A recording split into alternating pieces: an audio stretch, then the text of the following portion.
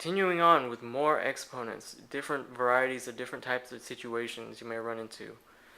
The first one, multiplying, the base is the same, they're both x. I can keep that base, and I just add the exponents. 3 plus 4, 7. The second one, this is not multiplying, this is adding. What I'm really doing is combining two terms that are like terms. Y cubed and y cubed, they're exactly the same. I have two of them, I have 2y cubed. The next one, these terms, I cannot combine them because they are not like terms. This is k, this is k, but the variables are the same, but the exponents are different. This is 2 and this is 1. Cannot combine them. I will just leave it as is. And over here, dividing, I follow the rule. I keep the base and subtract the exponents. 3 minus 4 is negative 1. I have e to the negative 1, and when I have negative exponents, I just write that term right here in the positive form, e to the first, and I put that underneath 1. And I don't have to write e to the first, I can just write 1 over e. Over here, just one at a time, there's a 1 in front, it's not written, but it's there, it's just 3 divided by 1, 3, and then I keep the same base, u, and I subtract the exponent. 6 minus 2 is 4, 3u to the 4th power. Number 7, with this I have two exponents back to back, 2 and 4. What I do is I take 2 and multiply it with 4, 2 times 4. I should get 8, and the base is x, x to the 8th.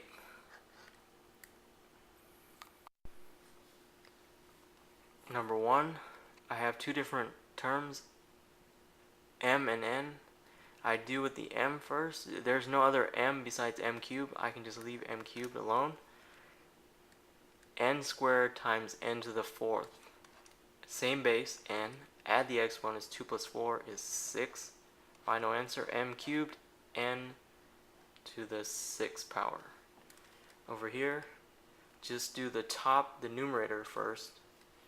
X to the 7 plus 4 is 11, and then the denominator, x to the 5th on the bottom.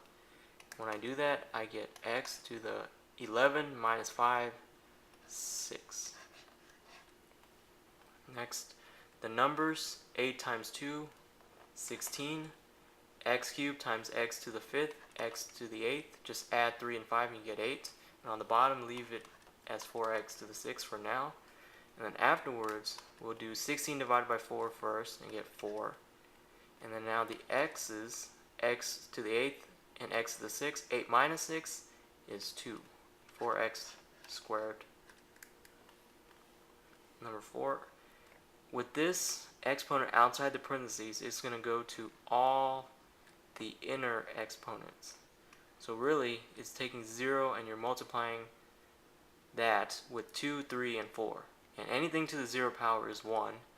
It will be 1 times 1 times 1, and that is just 1. Final answer is 1. Over here, 8. With this, I'm not going to work out the whole problem. I'm just going to show you the beginning step. It's that exponent 2 is going to go to the 9 and the x and the y. The first x and y, that is, and then also to the 3, the second x, and the second y. It's like distributing that 2 6 times all the way through that problem. If this way does not suit you, go ahead and try taking that inner term, the term inside the parentheses, and since you're squaring it, you're multiplying it with itself. You can do it this way also. One long multiplication problem. Number 9, notice how there's a plus, plus, plus. These are 3 different terms separated by plus, plus. What you do is just combine them. They're like terms, x, x, and x. But there's 2 of them, 2, 4, and 6. I have a total of 6 x's.